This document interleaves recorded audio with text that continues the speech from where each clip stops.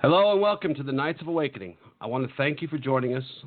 I'm your host, Justin Bain. Today we continue to shine the spotlight on members of our community to share the stories and hard work, dedication that come from it.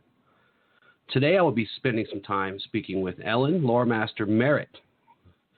Just a sample of her work, and we'll talk about a lot of this stuff here in just a minute, but just a few samples of her work. 100 Tales, 100 Voices, several articles written in, you can call them lectures too, I guess. That's what they were for me when I first started out in the Jedi community. The Great Jedi Holocron, she's got lots of stuff in there. Just to mention a few: beliefs, changing paths, some stuff on the Jedi Code, good and evil since birth, tips on meditation, and so many others. She also has a Scriggler.com page where she's written some poems. One to mention, a Susian Ode to Humanity. And let's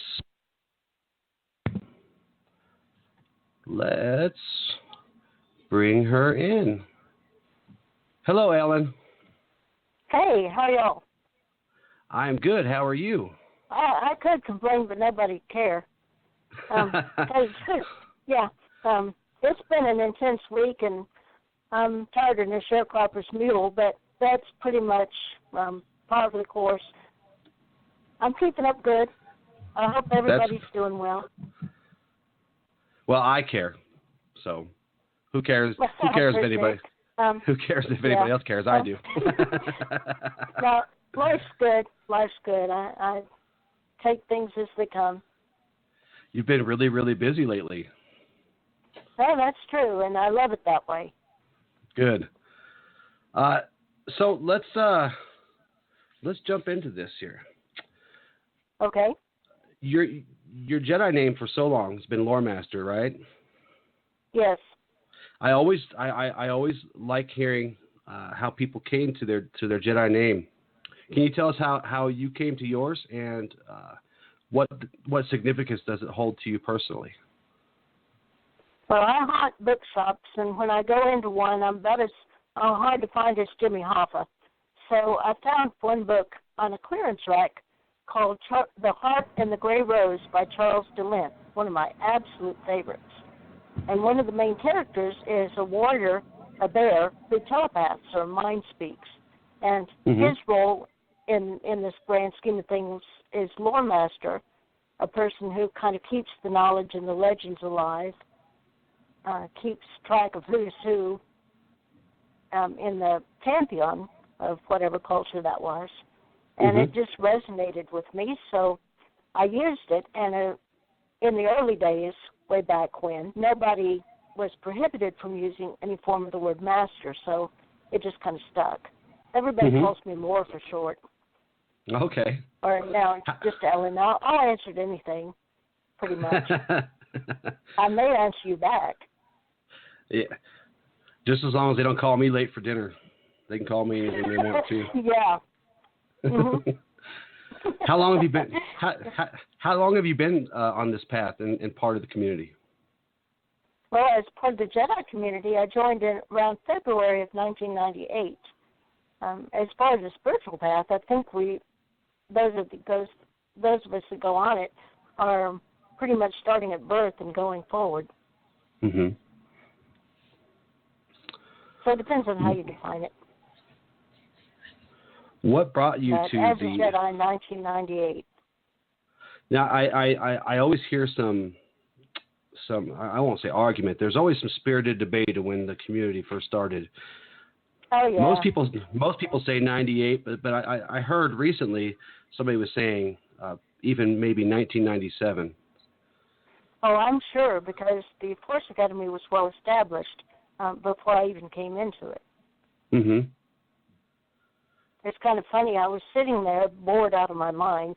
My father-in-law, a nuclear sub-designer, was in the hospital having heart surgery. My husband was at work. I was home. We just got the internet, which was a rare and wonderful thing. So I was thinking, what can I do with my father-in-law to kind of have a bonding experience? So I thought I loved Star Wars for a long time, even though I didn't understand it at first. So I thought, by the time the Return of the Jedi rolled around, I was on board 100%. And I loved the lightsabers, and I thought, I've seen a lot of the toys, but what if we could make one that really worked? So I started a web search about that, and the Force Academy came up. I thought, this is really interesting, because I'd always loved teaching. I taught my sisters to read, and by the time they were in kindergarten, they were reading the teacher's instructions, and the teachers were fussing. So anyway, I thought the word academy was really an intriguing thing. Can people actually teach this stuff? So, I took one look at the board. I was hooked. I'd been looking for an academy and a group of like-minded members for a long time. I was kind of like that too when it was like 2002, early 2003. I was shocked to see how many people actually. I thought I was coming up with something special. There was so much out there already by then. Just about 5 years after that, and there was just so much. So. Well, you know how the universe works. It gives the same idea to a lot of people. And I'm going to jump ahead here. I've got a vision for my life, and I thought for a long time I'd have to do it alone. And mine is a wellness community, a community where a center where people can come and regain their healing and wholeness, find their purpose, and go on. But I thought for a long time I'd have to do it myself. I am definitely not a money person. In fact, I think I'd fail at having a lemonade stand in the Gobi Desert. But I was wondering, how in the world can I do this? And I was talking to a friend of mine at church, and lo and behold, she's had the same vision for 7 years. So she's got a whole crowd behind her that want to do the same thing. And among them are the financial wizards. So guess what? I don't have to be the whole team. There you go. That's really a liberating thought, that I don't have to do it all myself. And so anybody out there who has a vision, please just talk about it to anybody. See who all else has the same idea. And chances are the universe gave it to them about the same time as they did you. And you can just band together and make it happen. I can't argue. In the next county from. No, I can't argue. I can't argue with that, and it does seem to work that way. That's why I just refuse to believe in coincidence.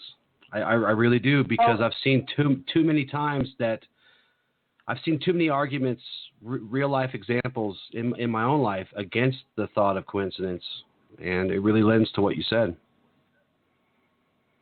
Well, that's how I'm learning it works, and tell you the truth, I don't have a lot of answers, and if you know of anybody that does, I'd just love an interview, because I've wasted a lot of time trying to find where they put the questions. And yeah, me too. I still don't have all of them. But I gave myself the best job in the world. I get to ask all the questions and let somebody else tell me. Sometimes all we got is I don't know yet. But, yeah, and those answers are fine, because you know what? They're honest. They're honest. I'd rather somebody tell me they don't know than to try to make something up and because they feel like maybe they'll get more respect out of me or whatever. You'll have my respect if you just say, you know what, I don't know. And then I'll say, well, good, then let's go find out together, because somebody has to know.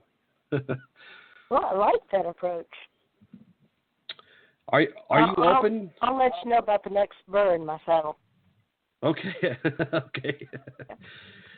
Are you open? Are you open to others in your life about the Jedi part of your path and philosophy? Pretty much as I can be.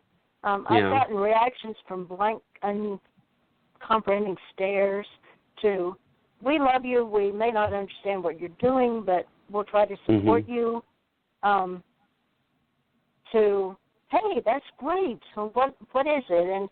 And I've gotten a few reactions of, oh, honey, you better see a doctor. So it depends, and you got to be careful. Just kind of use your gut knowledge about how's the person going to react, and are they ready to hear it? Mhm. Yeah, you can know everything in the world, but if somebody isn't ready to hear it, you're probably better off keeping your mouth shut. Well, yeah, you're better off just banging your head against a brick wall for sure. That hurts too much. Sometimes trying to talk to people who aren't ready to listen hurts too. Yeah. But I guess I've always had it a little easier because I've always waited for those opportunities where people would say something or give an indication that they're a little more open, and then I just go right for it, just go right in there. And a lot of times, I've gotten the same reactions for the most part, but people tell me I need to see a doctor all the time, and I don't, without even talking about being a Jedi. Well, you've got a rare gift of grasping a teachable moment and going with it. I do, but sometimes it's like feeding a cat on your porch. So sometimes you just can't get rid of them after that, and then and it's not about. I know it sounds bad the way I say it, but oftentimes my goal is always to get people to a point where they don't need me anymore. And I know that sounds kind of off, but not at all. Not at all. I truly want to. I just want to wake up that. I just want to wake up that spark in them that woke up in me and woke up in you and woke up in so many others. And but sometimes people will be open and then they'll shut the gates on you and then you're stuck, and then it becomes you come to the point where you have to decide, is it better to just let them fall down and figure out how to get back up, or do you pick them back up? And that's the hard part to figure out sometimes, even now, and I've been doing this for so long. Yeah, I know there are a lot of people that want to be rescued. They don't believe that they have their own power to go forward, and all they need is guidance. They want you to spoon feed, and sometimes you have to let people fall down and skin their knees, because that way they get strong, they struggle, they strengthen themselves, and they're able to grow from that. And it's hard to do because if you're a caring person who like you, I'm sensing wants to fly in and make everything better, you just have to kind of keep in your mind, because I have had to do this too, just keep in the back of your mind that if you pick them up before they fall, they're never going to know what falling feels like, and they're never going to hit bottom or whatever bottom is for them to make them realize that they do need to change. And in fact, I got one young lady that I talked to the other day who had hit bottom, and I think what she wanted me to do was to continue the destructive cycle and say, oh, honey, I'm going to come and get you and take you home with me. She had done that 3 or 4 times, and she wasn't aware that was a cycle of hers. So what I did was to try to diffuse the anxiety, network, give her a couple of phone numbers she could use, one to a shelter, and prioritize with her what she needed immediately, and then a little bit down the road, and then long term. So I hope she got the help she needed. I haven't heard back from her. But that's where help starts, is to say, okay, what resources do you have already? And what can we find for you that you can use immediately? And then what can we set in place to get you to help yourself? So anyway, and it's hard. It really is hard. And I'm the father of 5 girls, and it is so hard for me sometimes to let them fall down. I just wrote an article a couple of days ago called "How to Give Away Your Power," and I read that. I loved it. And she comes home and she tells me that basically someone's bullying her, and it takes all you have for about the first 10 or 20 seconds to put a rock on the volcano because you're just about ready to just lose it, because how dare these people talk about this beautiful child this way. And it just, you just sometimes you have to. And in that article, I basically, we were talking about empowering people just a second ago. Basically, I have to step back and let her be empowered, but she's going to have to find that on her own. I can't. It's just like anybody. You can't wake up that spark in them. You can just show them where it's at. You can tell them that they have it. They're just going to have to find it on their own.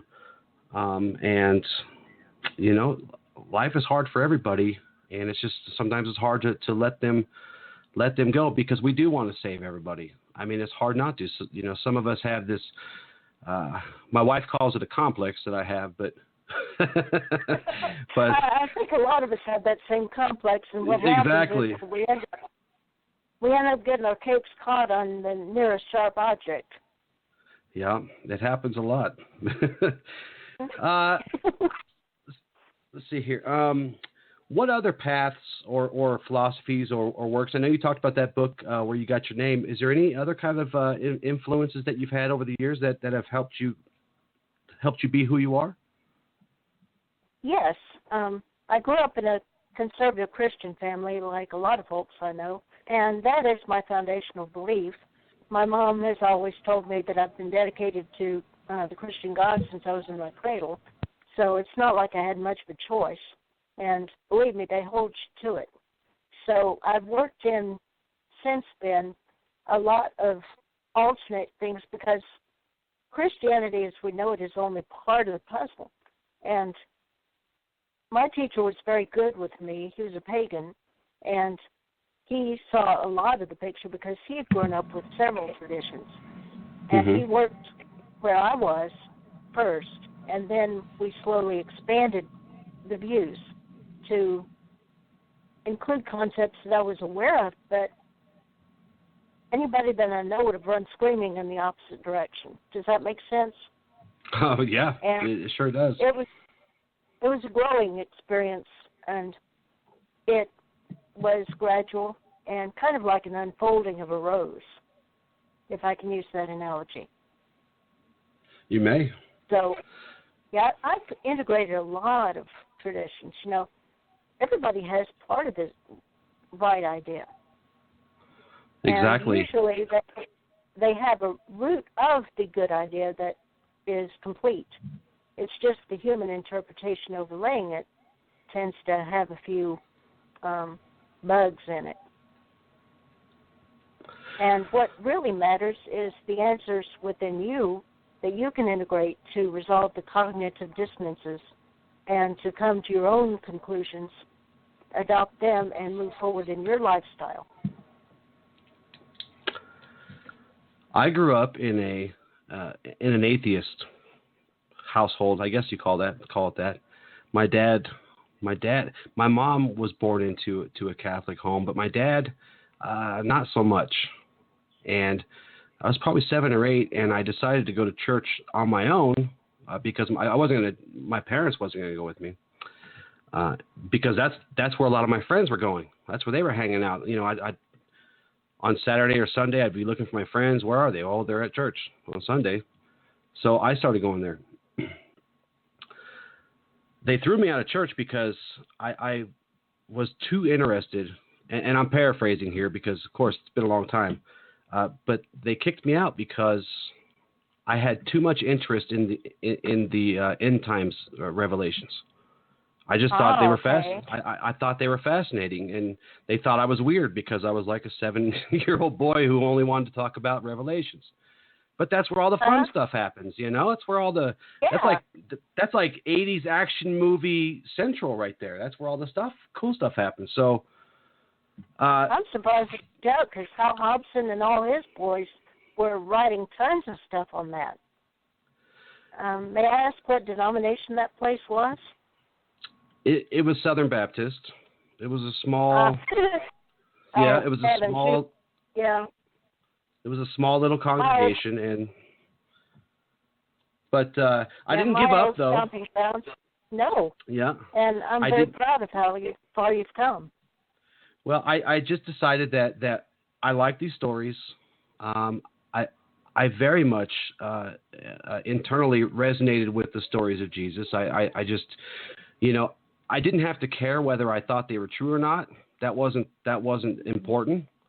And of course, I wish that we can all see through the eyes of a child again. I wish I could see through the eyes of my 7-year-old self because I learned a lot more.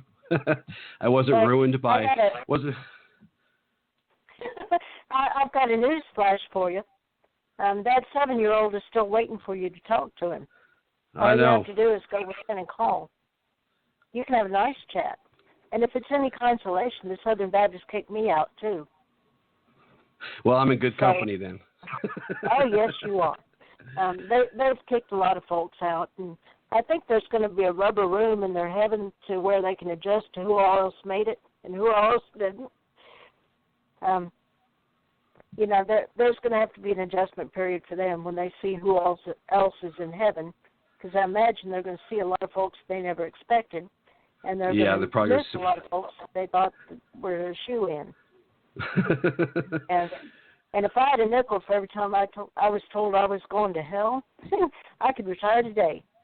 But I've just got an answer for them. I've reserved a lovely duplex with a beautiful view of Gehenna, and we leave it at that. Yeah. So, you just have to laugh it off. I do. Go find folks that think the way you do. And it's just been a progression, You mix in here and there, and you were talking. You said something earlier that reminded me of something I like to say a lot in my writing and in my spoken content, stuff like that. Take what works and get rid of the rest. Absolutely. You don't need any bones in the stew. That's right. Because you're just going to spit them out. I throw them to the dogs. But so many people get hung up on the stuff that doesn't even benefit them. And if we could just teach them to take out the trash, is what David and I used to call it in the older days. We used to say, you got to take out the trash. You'll find a lot of value in any religion or any philosophy. You can find some really good things that you can apply and you can practice. But if you're worried about, if you're hung up on stuff that doesn't even matter, then you're going to be in a really, really hard to reach place. It's going to be hard for you to get out of that. Absolutely. I've got another analogy for you. Different people are different spiritual stages developmentally. And if you're stuck in a group who's in diapers and Carter's one pieces, and you're ready for, junior miss, or miss, as the case may be, and if you're trying to fit in that Carter's, you're not going to be very happy. So you don't have to stay in one place your whole life. That and have true words. If you're ready for the NFL. Yep. I was going to ask you where people have seen you in community, but I'm pretty sure everybody has seen you everywhere, right? I imagine so, especially if they've done any spiritual journeys. But I try to be a lot of places. If anybody wants to get in touch with me, please do. I'd love to make a new friend. And you're very easy to get a hold of. I can vouch for that. Oh, thank you. Yeah. Most people I have to beg to get on the show. I didn't, and she didn't even make me beg. That's an ego problem, I think. I know. And you'll never see me begging. So, truth be told, I'll extend the olive branch, and if they don't take it, then it's adios amigo, and I'll go find someone else who wants to talk to me.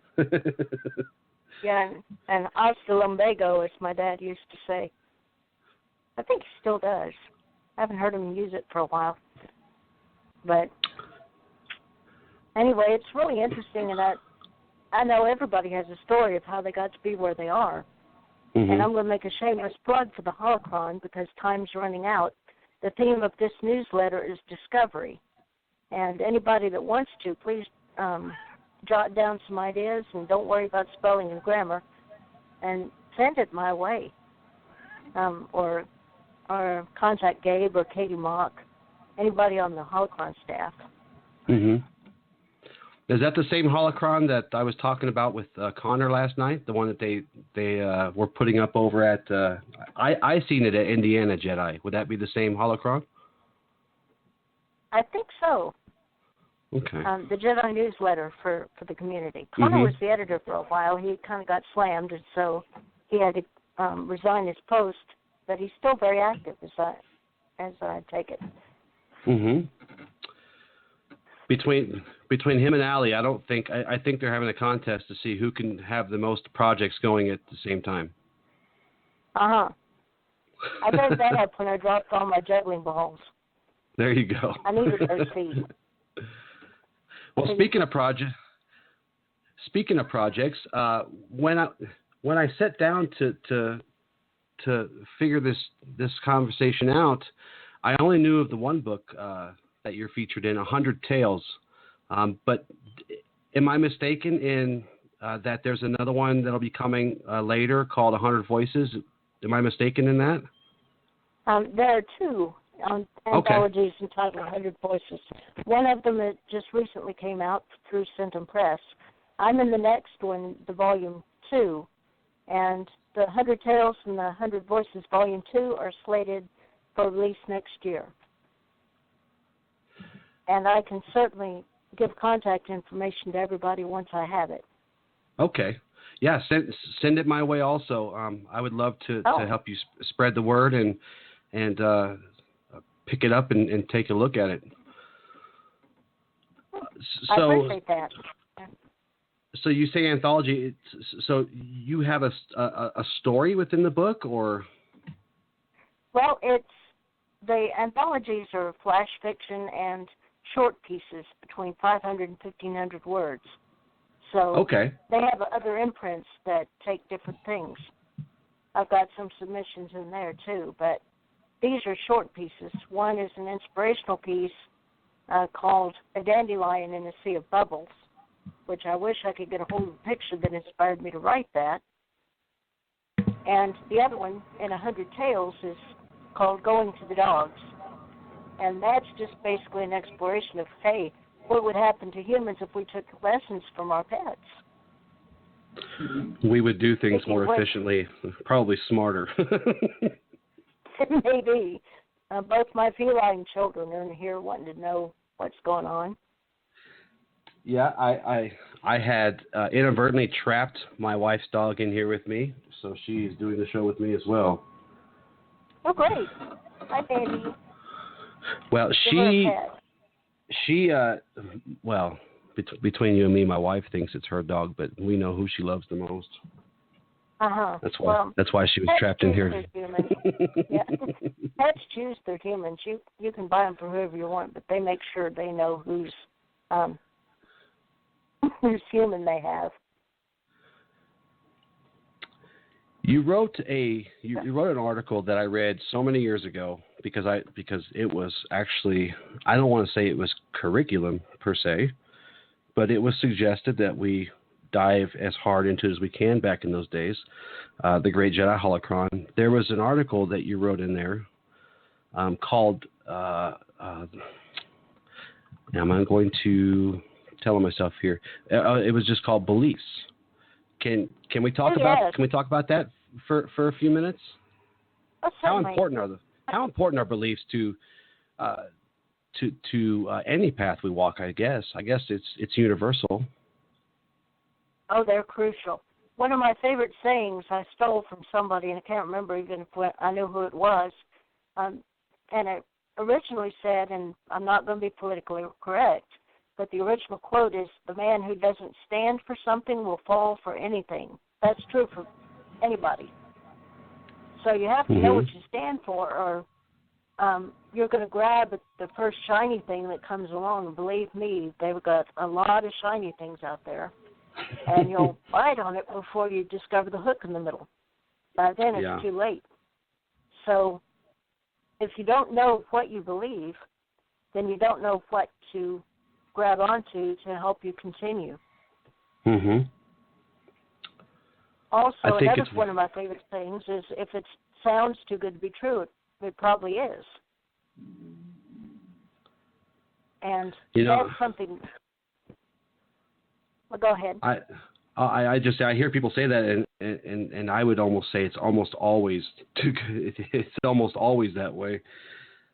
When we see things that sound too good to be true, they almost always are too good to be true. Especially in times, especially I notice it most in times of not so much political turmoil, but economic turmoil. I see people just getting hosed so bad all the time and getting scammed, usually during times of economic hardships in a country or a region, and they fall for these fantastical things. And sometimes they go to jail for it, and sometimes they, lose what little they had left, and it's sad. And I understand why they do it. I just wish they wouldn't. Well, I know that, and it makes me pretty upset too because I want to go after them. But there again, you got the rescuer, and sometimes they need a lesson in there, and it's not my place to say what it is. Yeah. But I was looking. My husband's a political junkie. And it just makes me upset, so I find something else to do because I can't change anything. I figure I'll just let him go to it. Yeah. And I'm trying to find out what I wrote there because I had a thought, and I wrote it down on my notepad because I always do when I have inspiration. Okay, I know it's here someplace. And yes, I am organized. I just have a lot here. Okay, I originally wrote it here and I moved it. Anyway, go ahead with the next question and I'll find it. I was just going to add to the beliefs thing that it's if you are walking the path of light in any of its shades and hues and whatever, that right action should be your compass. And if you don't have a set of beliefs that are solid to stand on, then you can't walk in that quote unquote right action. Absolutely. The rule of energy is that thoughts become words, become actions, become habits, become change. I wish I knew where I put that. We'll find it. Yeah, I'll find it.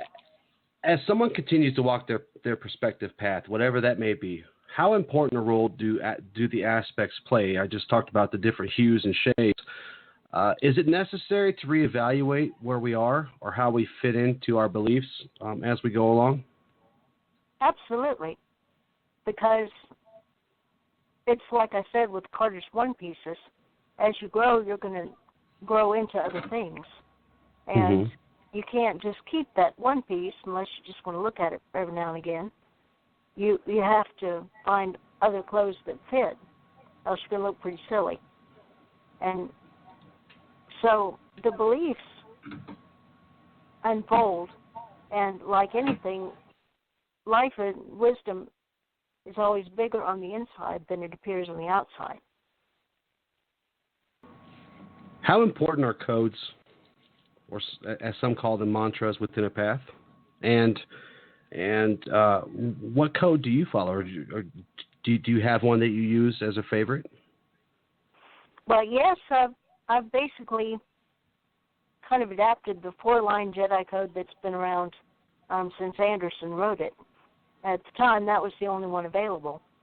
And so I pretty much kept with it, but I've also integrated Christian service into that. And it's not just Christian. It's basically feeding the hungry, clothing those that need clothing, providing shelter, taking care of physical needs. Because I'm going to get it psychological here. Abraham Maslow's Hierarchy of Needs has been one of my favorites for years, probably as long as you've been alive. And the bottom tier is the physical needs, and then you have safety and security, and then you have belongingness and love, then you have self-esteem and self-actualization. And they've expanded on that since. But to get to the top level, you have to have pretty much secured all the bottom ones. Mm-hmm. So there's no point in saying that you can feel better about yourself if you're worrying about where you're going to have your next meal or wondering if you're going to be out on a park bench that night. So I think if we can find the resources or network somebody into a place where they can get those needs met, get them locked in, then when they're ready, they can work on their self-esteem and being who they want to be. Mm-hmm. And now I completely forgot where we were, but I did find what I wanted to tell you earlier. Okay, go ahead. Okay. I boiled down the problems in the world, at least in this country, to three things, and those are greed, fear, and self-centeredness. Basically, I think everything boils down to that. And if we could find a way to abolish those, I think the rest would pretty much take care of itself. And no, I don't mean gunning for Hillary or Donald. I leave that stuff to Allie.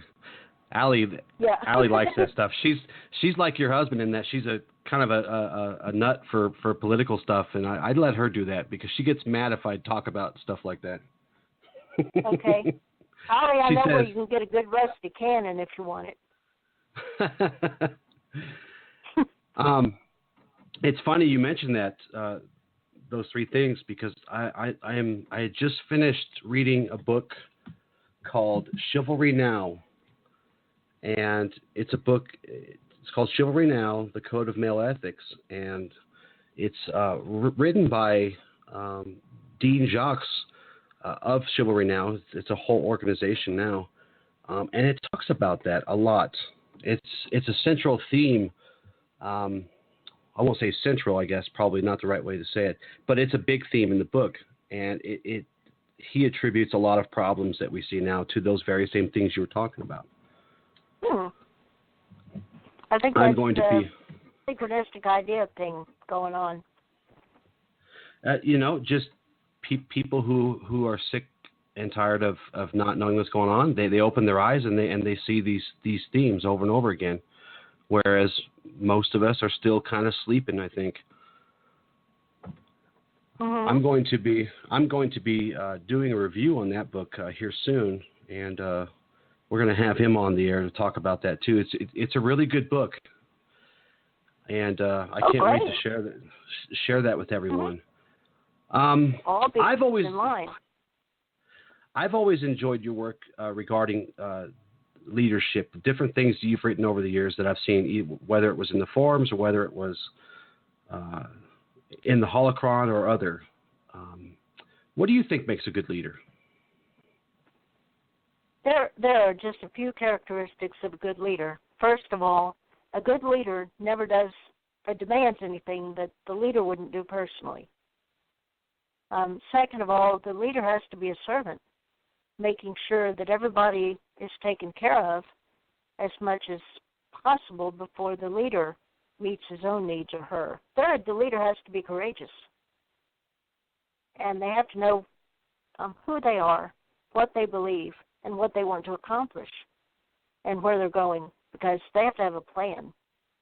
If you have a leader who is basically all all sizzle and no steak, then they might get a charismatic following, but where are you going to go? So you have to pay attention to what the leader wants to accomplish, and if they don't know, then you're going to be headed nowhere just about as fast as you can. So basically it. The leader doesn't have to have a drive to be a leader. Sometimes you end up being thrown in there, and you have to do the best you can. But you do have to have a plan once you're there, and you have to basically lead by example. Mm-hmm. Live what you want to do. I used to have a quote, and for the life of me, I can't. It's kind of a longer quote that I live by. For most of my adult life, I've always been in charge of people, and there was a quote that even when I would go into an interview, if I was going to apply for a job in leadership, they'd ask me the same question I ask you: what makes a good leader? And the quote talks about the three different kinds of leaders. The leader who is looking for admiration. Then there's the leader who is like a tyrant, a dictator. And it goes through these different leadership types, and then at the end, and it says the best leaders are those who leave people feeling like they've done it themselves. And I've always resonated with that, because I find it's better to lead through cooperation than it is through anything else. You build people up. You build people up around you, so that not only does it take some of the load off of your shoulders and the stress and all that, but you're actually building human beings. You're building them up as you go. I used to tell my guys that worked for me that my job is to get you ready to replace me someday, because I'm not going to be here forever. Yes, and empowerment is extremely important. Sometimes, though, you have to lead people to get to the point where they're ready for empowerment. Right. Mm-hmm. So, absolutely, you're right. It's my favorite place to be. It's my favorite place to be, and not because I like being in charge, but because I've always found, standing from that perspective, you can do so much more good for those around you than you can struggling to find your place or so, whatever. But as I used to tell them all the time, my title is just one mechanism within this team. Without me, without you, without her and him, we're nothing. We have to figure this out together. But leadership is something that some people have trouble learning. But I believe anybody can learn to be a good leader if they, if they set aside their egos and their pride enough. I think you can teach most people, maybe not all people. Hitler was a pretty horrible leader, but you could probably teach most people how to be a good leader, I think. Yeah, you can. Like I said, the leader has to be self-aware. Some people are not cut out to be leaders. That's true. So, what is good and evil in your view? I know a lot of people have different. This is one of those blank questions that I like to ask folks. Sometimes I'll ask them, "What do you think about light and dark, or good and evil?" What's your take on those two things? Well, considering I've been fighting, shall we say, the nasties, like I call them, for decades. Good news, though, I think they're going away, and I'm not sure where they came from or where they're going. I only know what I've read in that respect. But I do know that human beings are kind of created with good and evil within us, and it is through our choices and our beliefs which side we feed. And we can switch horses at any point. But I don't know, I just found out that the light side works a lot better. It seems to. At least for me. Well, I think I'm not saying that the dark doesn't work for others. Right. And personally speaking, I'm still kind of stuck in the dualistic mode, so I can't address anything that would offer, well, you can't prove this stuff. There's no way. It's all subjective. But I can't answer to anybody who says that the demons are just part of you that you need to address, because I've faced my demons. I just know there are a whole heck of a lot of them out there that didn't come anywhere from me. I don't know where they come from, but I know I don't want any part of them other than kicking their tails back where they went, before. Yep. And I've seen a lot of people doing things that ordinarily they wouldn't do, completely unlike them, and the only explanation would be energetic influence from outside. So I'm not sure. I do know that there are people around who love to do things like planting a seed of suspicion, of fear, of threatening circumstance, of an idea that this person's out to get you, or you're in danger, or somebody's going to rob you, and they'll just let that kind of simmer and grow and ferment until they don't have to do anything else. The person that they told originally is going to get that to the point where they go out and do something about it that they wouldn't have ordinarily entertained. So that's a question I can't answer at this point. I really don't know. Somebody may have the answer, but they must be smarter than I am.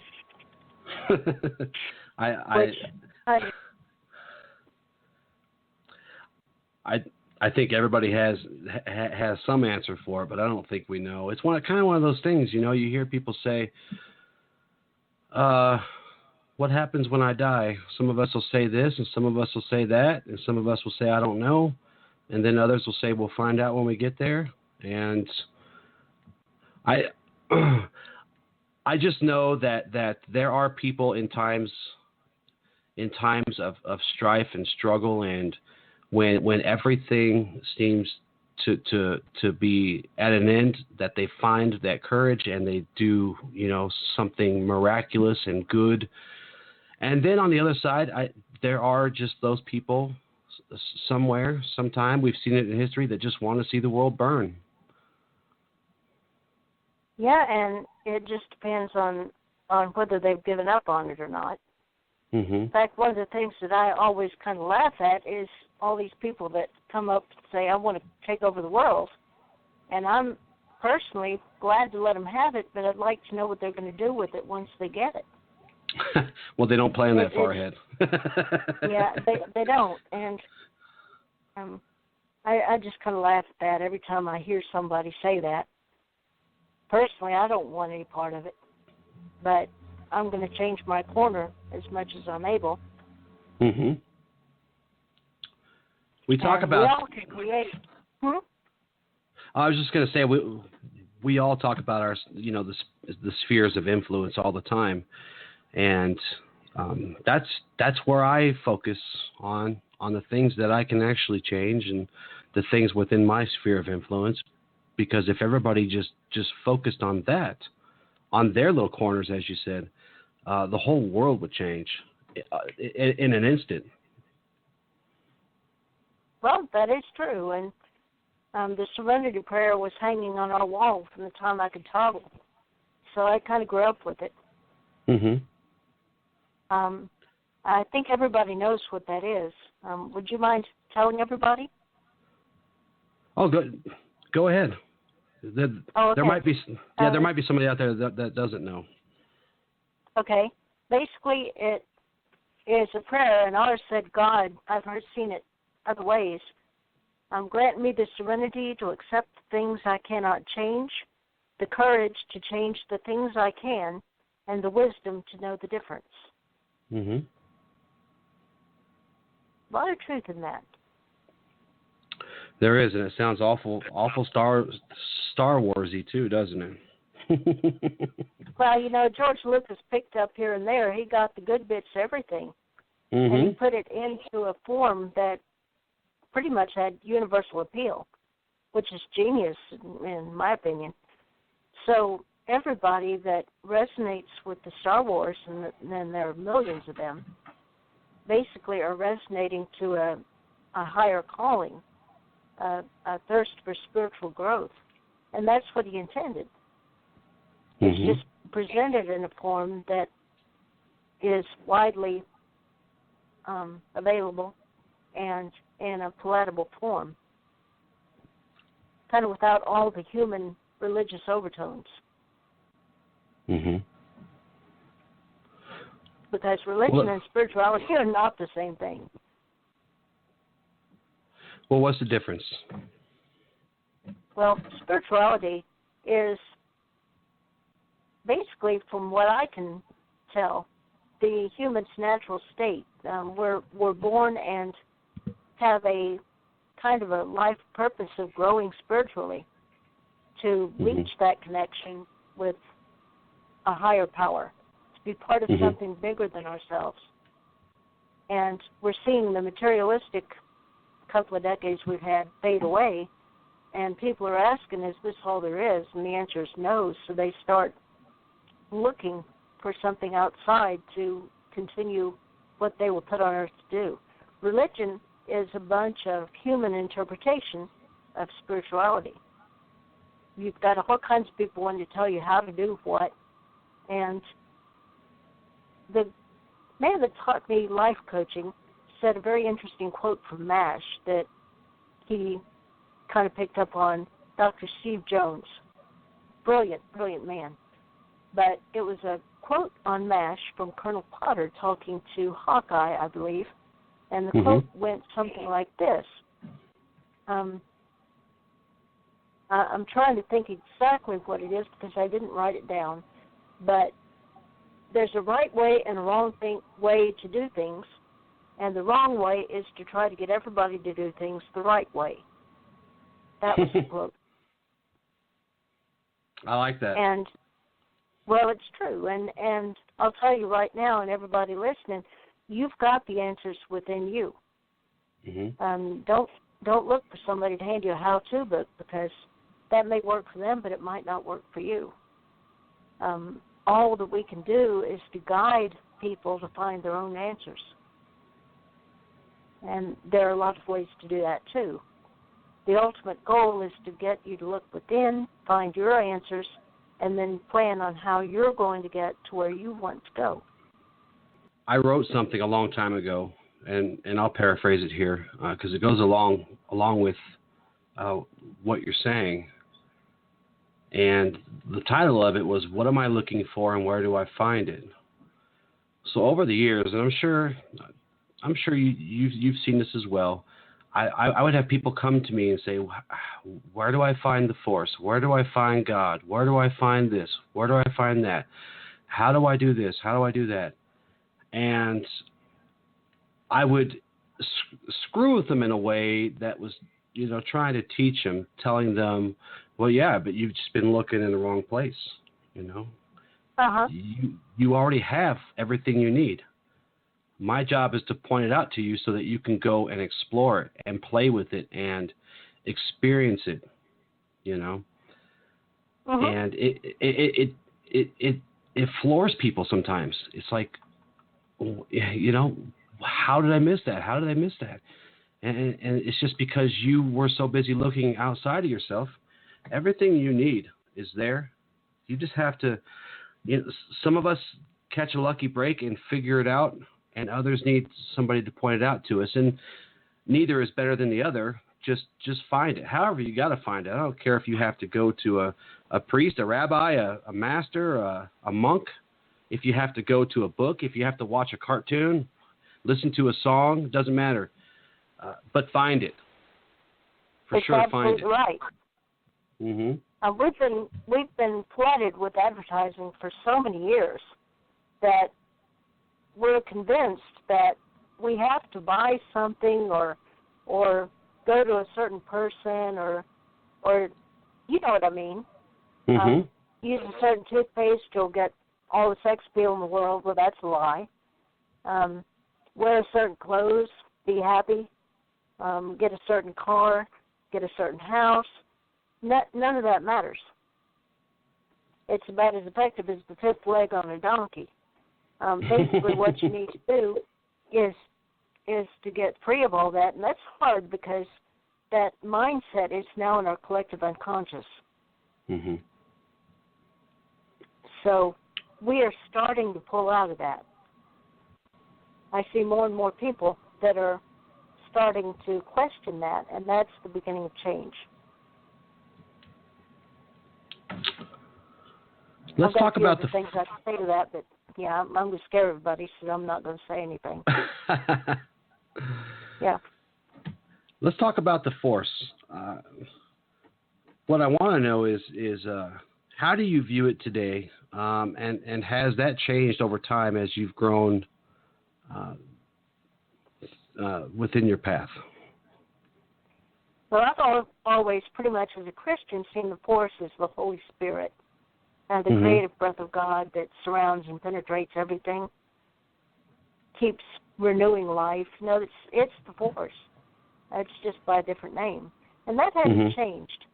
But I think every one of us basically comes from a background or a tradition where they have to integrate the belief in the Force, whatever your belief is, with your existing worldview.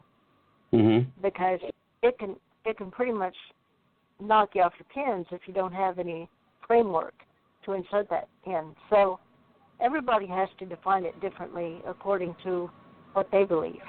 There we are back again to beliefs. Weird. Yeah. Well, and it all goes with... I'm sorry? Oh, go ahead. No, go ahead. I'm sorry. Well, it all goes with don't do what I do, unless it works for you.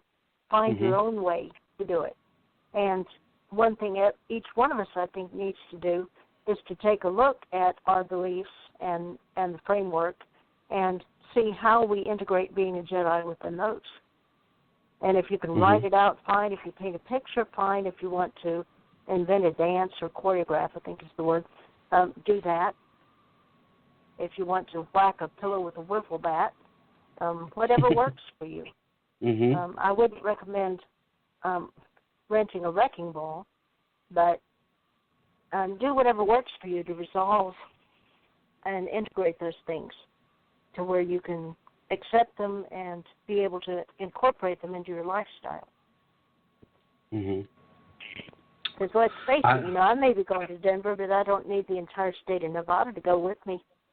They're on their own. They're on their own journeys.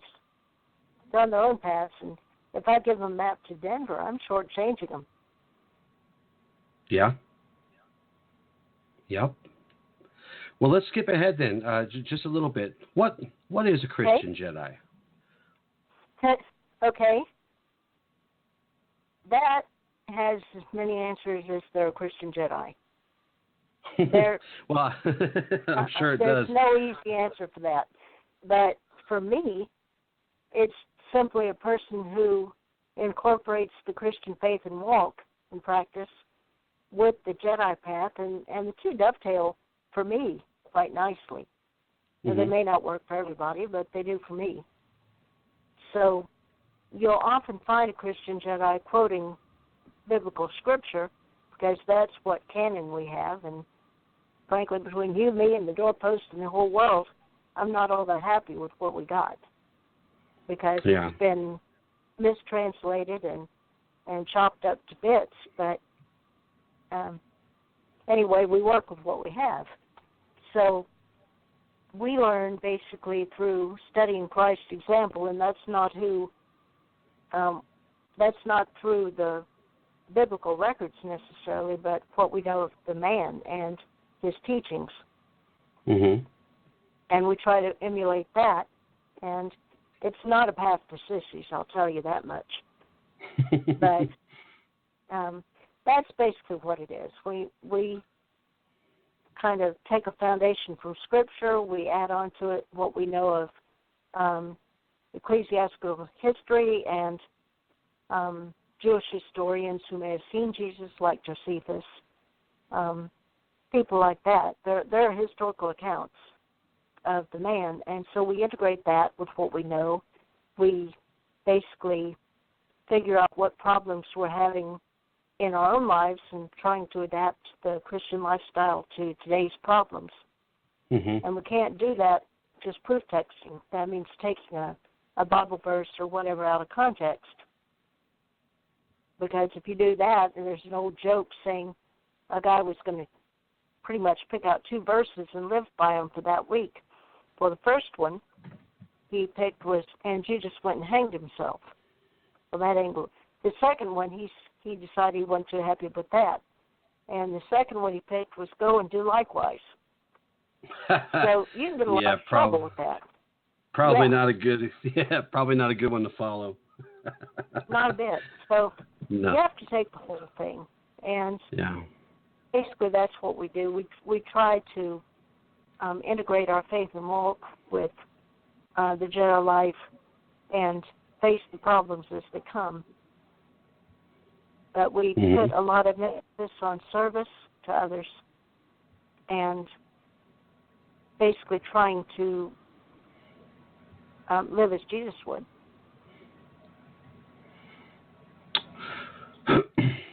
The Jedi are still relatively new. When you look at all their other religions and the older philosophies that the Jedi borrow from, pretty young. In your view, how could the Jedi community as a whole continue to improve and get better? And I feel good about asking you this question because you, depending on who you talk to, you were there from the start. So how do you see that? Any religion, so-called, or spiritual path, as I like to put it, and the Jedi is unique in that it can be applied regardless of your spiritual tradition. It basically, as I said, kind of encompasses everything. So we can easily incorporate it into whatever background we have. Even if we don't have one, we could just adopt it. But any tradition has always grown through example, and by giving the world, basically, and I'm saying non-Jedi here, something to point them to something like, hey, I need that. I'm not getting that, and I want it. So they go find out how they can get it. So we really improve by improving ourselves and by showing the example to others and just letting them come to us. You can't really thump anybody over the head with a lightsaber. You're going to knock them out, for one thing, and they're not going to really like you after that.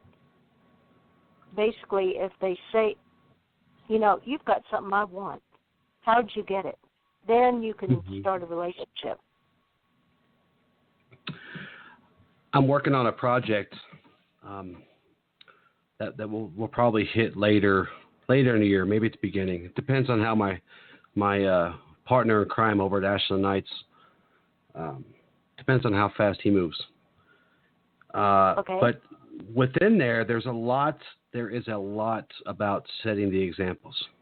And that goes to what you just said. I mean, you and I can sit here and talk until we're blue in the face and Blog Talk kicks us off and, internet stops working or whatever.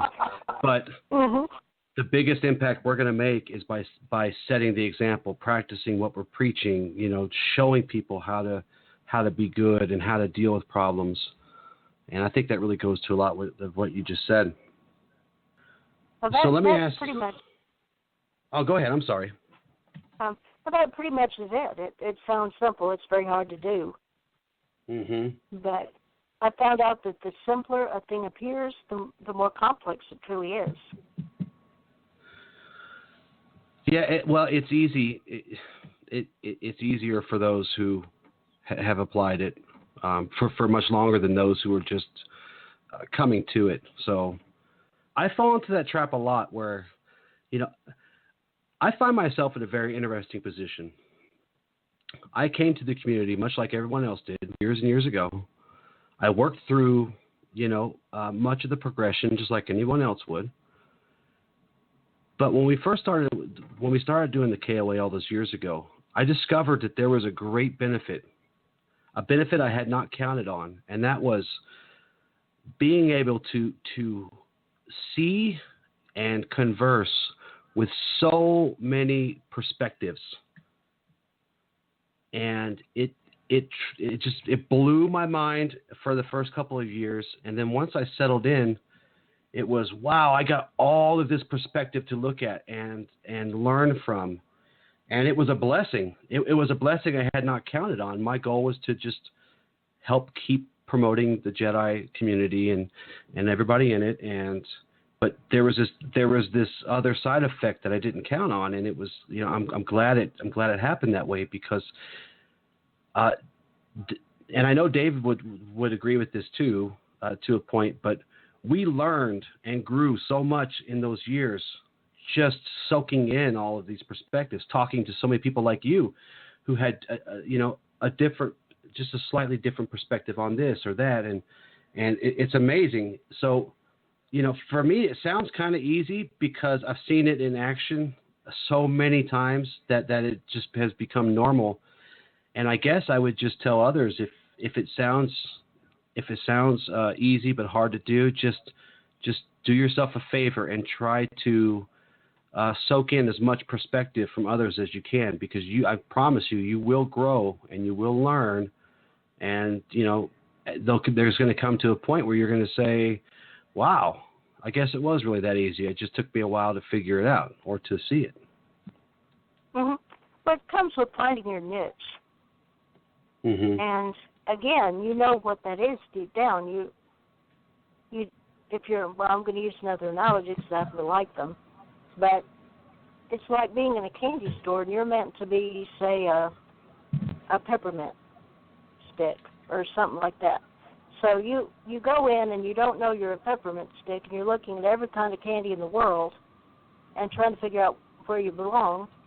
You have to kind of look within and figure out who you are, qualities do you have. In this case, if you're a piece of candy, do you look in, say, well, I'm kind of rigid and I have these stripes and I'm kind of bent on top, and where do I fit? Then you go in there. Or if you're some kind of completely new candy and nobody there is like you, that's fine. Then you start your own category. Mm-hmm. So you do have to know what's available and then pick and choose and figure out where you fit. One other interesting thing that came to mind when you were talking about how the Jedi path fits in well with so many, and it's funny because I was talking about that very same thing a couple of days ago off the air with somebody. Do you think that gives the Jedi as a whole within that spiritual path kind of an advantage because we can pull from those thousands of years of prior history? That's what I was saying earlier. I don't know if I expressed it well, but the Jedi do have this unique advantage, and it is an edge, a competitive edge, because basically the Jedi path is one of spirituality rather than religion. And as long as it keeps that way, the Jedi Church is fine. But anytime you start setting rules for being this or that, if you overlay human interpretation and start making a structured belief system, then it loses its appeal because the Jedi path was never meant to be a religion. It was meant to be a way of life. And any way of life basically means be flexible enough for anybody interested to say, yes, I can use that, and, like I said, integrate it into an existing belief structure. Mm-hmm. Christopher Bird invoked a word the other day when I was talking to him. When I asked him about influences, he used the word stoic, a stoicism, and I never thought about it until he said it. And it's just, once again, just illustrating the point that the more I talk to, the more perspective I gain, and I love it. That's my favorite part about this. Even though, I've got thousands of hours of prep and showtime and all this stuff, I've certainly gained invaluable perspective that I never in a million years probably could have gotten unless I just kept walking, here and there around the world, talking to as many people as I can. But it's funny because I started out, like I said, I grew up in an atheist household. I guess my mom was an atheist, but technically she didn't go to church either, so she was kind of agnostic, I guess. But my dad was an atheist, and I ended up more aligned with a kind of like a hybrid of a Gnostic Christian point of view. After all that stuff that I had, digested and got rid of this and took in that. So when he said, when he talked about Stoicism, that was another interesting piece that I hadn't thought about. But you're right. There's so much for us to pull from, and the more open-minded they are, and the less dogma that they try to fill their philosophy with, I think the better off they'll be. Pretty much. Now, I want to qualify what I said. I still meant what I said, and I wouldn't take it back. But for those without a framework, the Jedi Church would probably have a very significant purpose. Mm-hmm. I'm not trying to demean that. I'm just saying that it's very, Sure. very easy for anybody starting a specific framework to end up with, here's how it's done, and this is the only way it's done, and you're not really a Jedi if you do anything different. That, to me, defeats the whole purpose, and I just want to put that caveat out there. As they're building this thing, to keep that in mind. Mm-hmm. And it goes back to beliefs. If you don't have a framework of beliefs, and I too could see where that would be useful. Turning it into a more structured religious experience versus a spiritual experience, like we've been talking about. And some people need that, but you can go too far with anything. Sure. And this goes with anything. I mean, you can be too permissive, you can be too rigid, you can be too stuck in my way of doing things. And all I've been saying this whole time has been the answers are within you. Mm-hmm. Everyone listening, they're within. You may not be able to see them, and you might need some help getting a magnifying glass at some point. But that's the whole purpose of this stuff, is to figure out what you know and what is right for you, and then once you have that information, then putting it out there and figuring out what you want to do with it.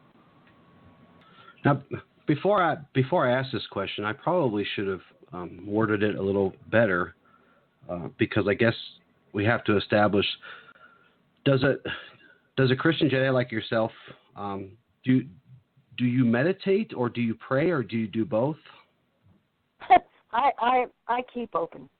I don't know how to explain it. You don't just say, I'm going to pray now. Right. Well, you might start that way, but it doesn't end up that way. Basically, I'm open all the time. And I have to be, because I'll get an assignment and say, well, give this message to so-and-so. Or I want you to go to this person and help them. And it just, there's no fanfare or nothing. It just comes, and I've learned the hard way to go ahead and do it. But so for me, it's a constant state, and it's hard to walk between that and being actually on Earth. Now, I am. I mean, I know that. Sometimes I'm not too happy about it, but I am. And so I have to balance reality with being open to what the boss says and being ready to do it. And then sometimes I'll find part of myself in a last place I expect, and I know at some point some part of myself has said, okay, I'll go. So I'm active in a lot of places at once. It's hard to describe. And I wouldn't expect anybody to believe it. When I didn't truly learn how to pray, quote unquote pray, until I learned how to meditate. Because to me, to me, it's more than just reciting the words. It'd be like if I said to a new Jedi, all you have to do is just say the Jedi code out loud and you are good to go. For me, it was, I mean, you have to connect to center. You have to turn on the antenna, as I call it, Absolutely. And it's mental focus, but it's also receiving. Absolutely. And I had been, quote unquote, taught to pray when I was young, but I never really experienced it until I figured out meditation too. And so there have always been people that have made a great show of praying, saying the right words at the right time, and boy, do they go on. Yes, they do. But their mind is in Siberia and not on what they're doing, and they're just basically doing it to be seen and basically so everybody can know how great they are. Well, that's not the point. And you said that very well. You've got to have your mental focus and your receipt in your center to where you know what to do next. And that comes with the there's no ignorance, there's knowledge thing. Mm-hmm. So I like the way you put that. Well, thank you. I think we kind of touched upon the Jedi path as being spiritual versus more structured. How can we reconcile the two? I mean, I know we see, you and I both know that we see people sometimes, I wouldn't say, arguing or fighting, but we do see a difference, and sometimes a wall will come up between the two schools of thought. How do we reconcile those two? It depends on the point that any individual is in the journey. Sometimes the person needs more social activity, like when you went to church. That's how you got involved in it. With the social aspect, you needed that. Then later on, you went more introspective for personal growth, and you need that then. So both of them, I think, have to exist, but neither one of them is all-inclusive or mutually exclusive. They both serve purposes, and depending on where anyone is, they can bounce from one to the other, or they can find their own happy medium or unhappy medium. But the fact remains that anytime you get more than one person in a room, you're going to have an argument, and sometimes you're going to have an argument within that one person. It just depends.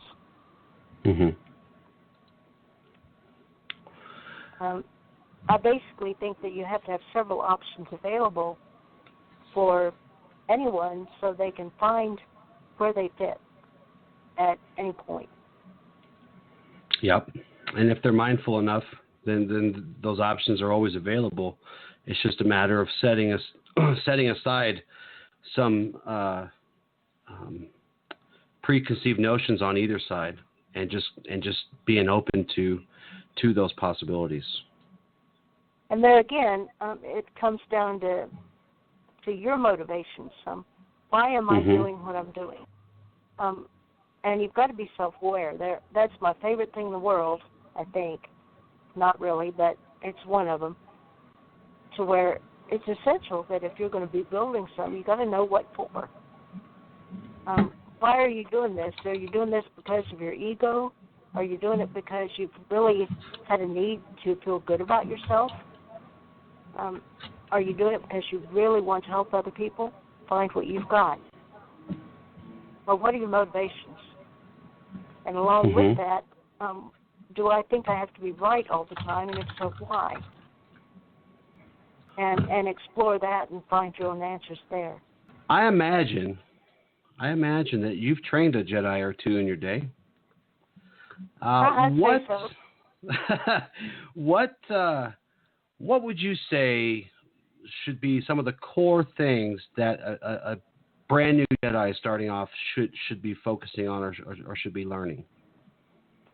Tell you the truth, my goal in training, if I even had one, was to take the person and help them to help themselves to be the best them that they could be, whoever that was.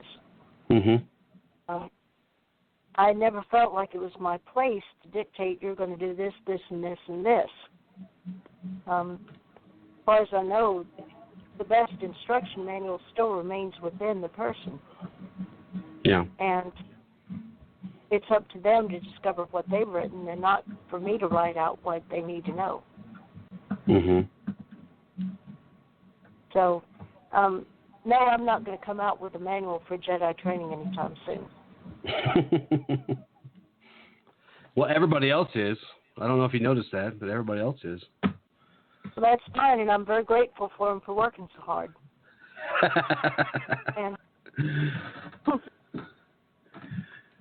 And as long as that's out there, then I don't need to do one.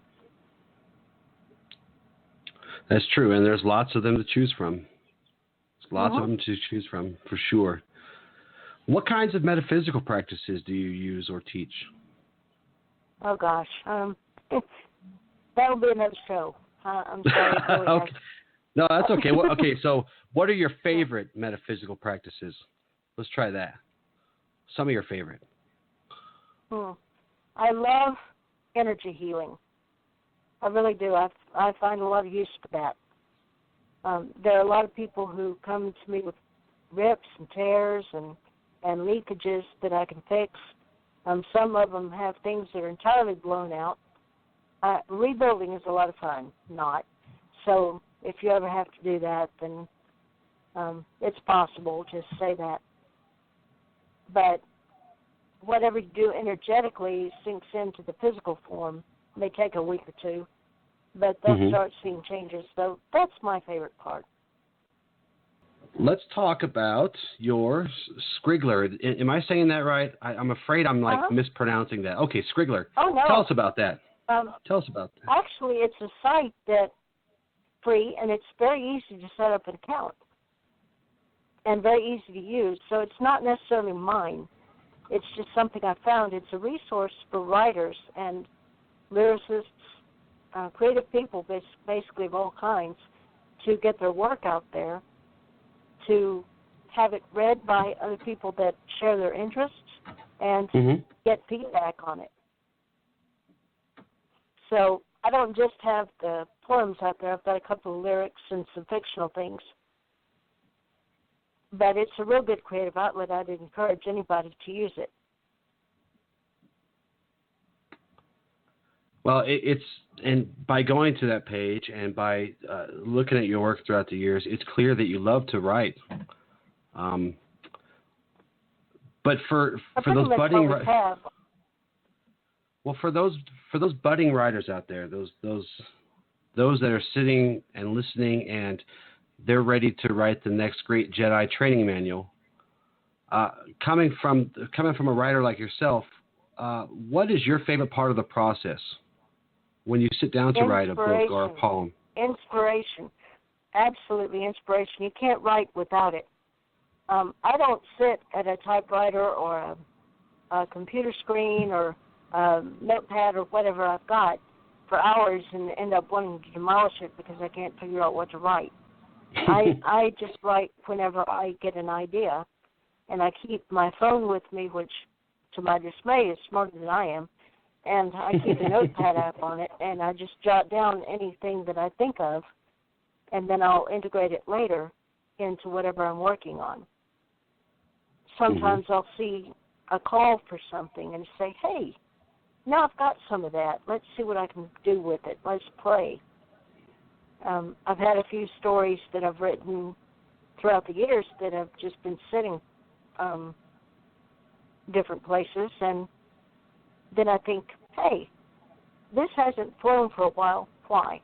And I have a middle grade fantasy that I'd written in, 1998, maybe 7 earlier, but it didn't go anywhere until I figured out, okay, what's selling today? What can I change in this to make it more appealing? And then it dawned on me that I could just make a few simple changes, and so I overhauled the thing and sent it off. Basically, for any budding author out there, you've already got an idea. You've already got a story to tell. You know what it is. When you get inspiration for it, then go ahead and sit down, write down your ideas. Don't just say, oh, that's nice, and walk away.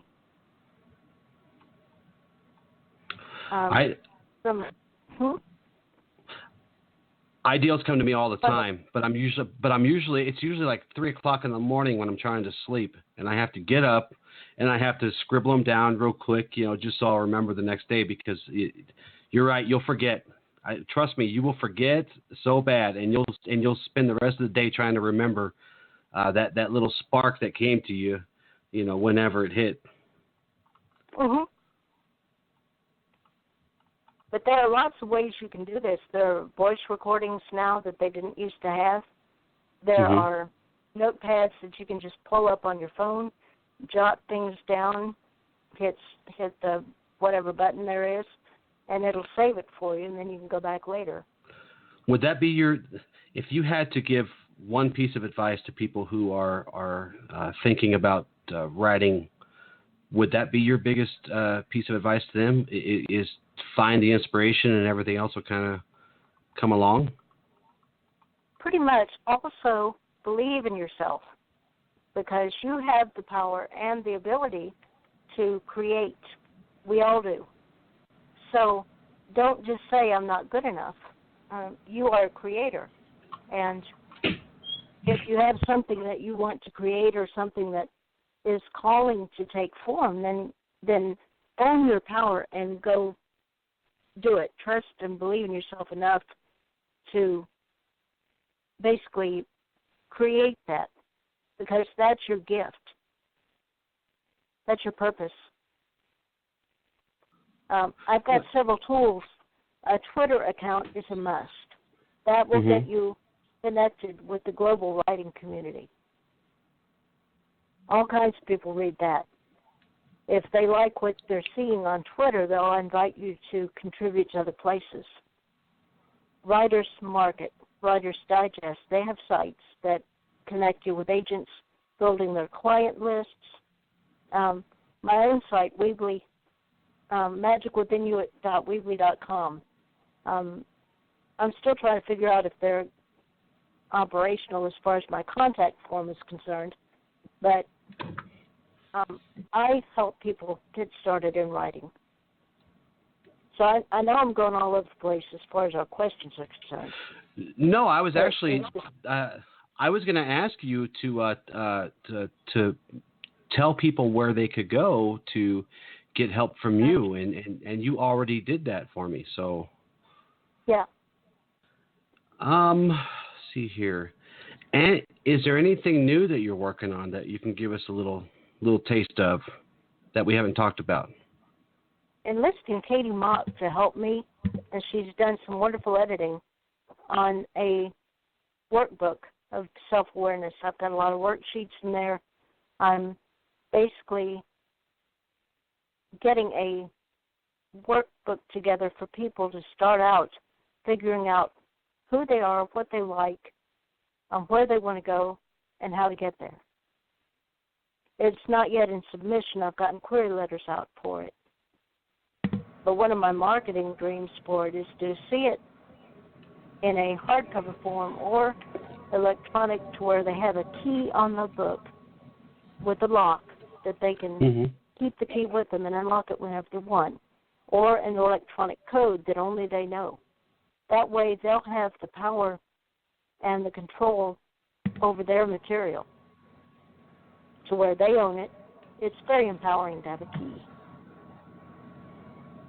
Well, so, it is because it reminds you that only you have what you need ultimately. Exactly. And, and it's not like we talked about several times today, this theme of going within. It's like if I go outside of myself to find, all this grand knowledge, it's almost as if I'm giving someone else the key to me instead of just using the key myself. Absolutely. And that goes along with the consumer mindset that Americans have. And I can only speak for being American because I happen to be one. But that's where we are today, is that we can get whatever we want by buying it, and we can't. That's a giant lie that we've been fed since, 1929, maybe, earlier? I don't really know what that started. I know it's been that way my whole life, for sure. You're a baby. I know. I keep hearing that, but I don't feel like one. Every day I feel less and less like a baby. Imagine with 5 girls running around, that'd do it for you. I have, They're beautiful, by the way. Thank you. And if, as they start having grandchildren, more and more grandchildren, I'm going to look like Gandalf the White pretty soon. So it's okay. As long as I still have some to turn white. I don't even know if that'll even be. Maybe I'll just have the beard and just be a bald Gandalf. But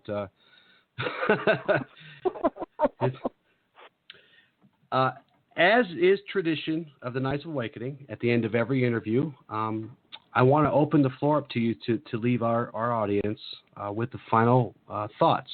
But before I do, could you please tell everyone where they can find or point them in the direction to find your work and your, what's it called, Weekly? Oh, Weebly, Weebly.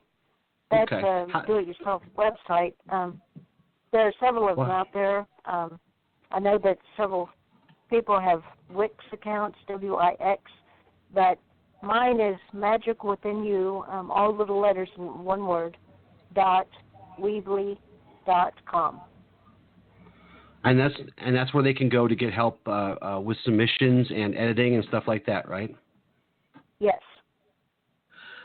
Any final thoughts? If work, please message me on Facebook or email me. Any final thoughts for us out here today?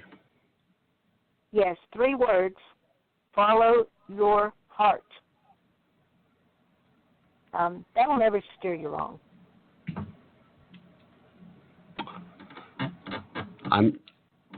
I'm sure that that's probably the most pointed and quickest final thoughts ever. Well, I've had about half a century to boil that down, so if anybody can learn from repeating my myriad mistakes and go out and make your own, that's great. I tell my kids all the time, I've done this. That's why I'm telling you it's stupid. You shouldn't do that. Oh, you did it. Okay, well, you're going to have to learn the hard way just like me. I'm telling you, people that grew up when we did, it's a wonder we're still alive. Yeah, that's what they'll say. But I want to thank you so much for spending some time with me. Maybe we'll have to do maybe we'll have to do a show on the energy work and the astral projection, auras, and all that stuff, because I know you've written a lot of stuff like that in the past, and I really want to talk about that. But you're right, that's probably something for a whole different set of 2 hours, because those are big topics. Yeah, they're huge, and so that would be best left for another show. But I would be honored to come on again if you would have me. Well, we certainly will. I thank you so much for your time, and I want you to have a great day. Thank you. You too, Justin. It's been a pleasure. Thank you. I'd like to thank my guest today, Ellen Merritt, for joining me and sharing her insight. It was a good show. If you or someone you know want to be featured on the program, again, just drop me an email, knightsofawakening@gmail.com. Go to the Facebook page, send us a message, and nominate that person or tell me about yourself. Let me know that you want to be featured, or your group or order. Nothing's really off the table. So it's real easy. I want to thank all of you out there for joining me today as well. If you're watching this on the YouTube page, which I'll put out later, please subscribe to the channel, like and share the video. And, of course, the best way to stay up to date with the KOA and any new content that comes out, like the Facebook page. For YouTube content, make sure you're a subscriber. As soon as we upload videos, you'll be notified. And the same with Blog Talk Radio. You can set up a free account at Blog Talk and subscribe to our radio channel there. But that's all I got for you guys today. Again, thank you so much. I love you all very much. And until next time, awaken the night within.